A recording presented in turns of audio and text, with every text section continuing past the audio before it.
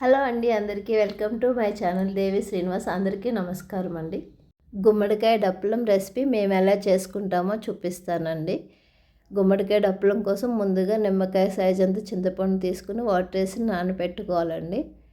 తర్వాత ఈ గుమ్మడికాయ ముక్కలు కొంచెం పెద్ద సైజులో తొక్కు తీయకుండానే కట్ చేసుకోవాలండి. ఈ గుమ్మడికాయ డప్పలం తొక్కు తీయకుండానే పెడతారు, చాలా త్వరగా ఉడికిపోతుందండి గుమ్మడికాయ.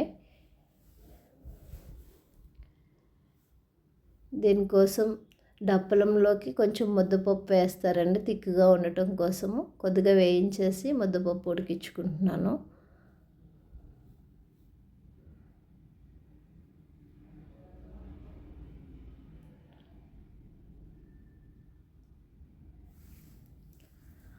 ఆనియన్స్, పచ్చిమిర్చి పొడవుగా కట్ చేసుకోవాలండి.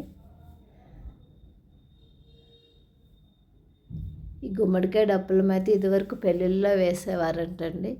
ఇంట్లో కూడా వండుకుంటారు, చాలా తక్కువ సార్లు వండుకుంటారు.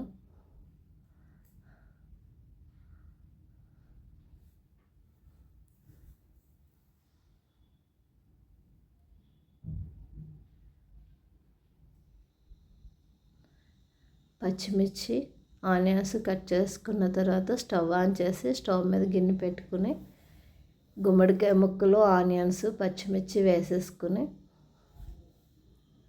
చాలా త్వరగా ఉడికిపోతుందండి కర్రీ.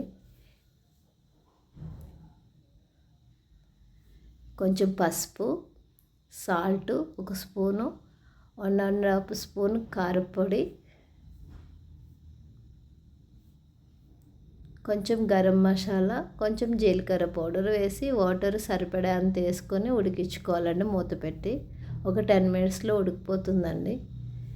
మామూలుగానే కుక్కర్ అది కూడా అవసరం లేదు, చాలా త్వరగా ఉడికిపోతుంది.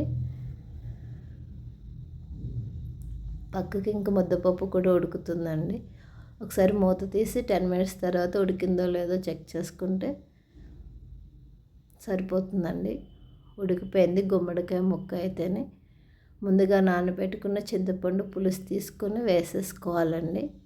చిన్న బెల్లం ముక్క కూడా వేసుకోవాలి, కరివేపాకు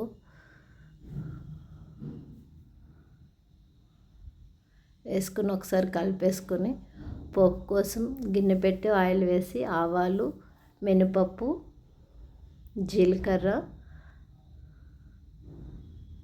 ఇంకా కరివేపాకు, ఎండుమిర్చి వేసి వేగిన తర్వాత కొంచెం ఇంగువ కూడా వేసుకొని గుమ్మడికాయ డప్పలంలో వేసుకోవాలండి.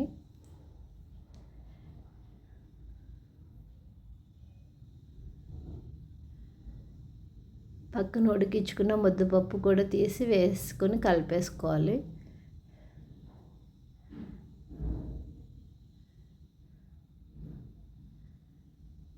డప్పలం కొంచెం తిక్కుగా ఉంటుంది, ప్లస్ కమ్మగా కూడా ఉంటుందండి.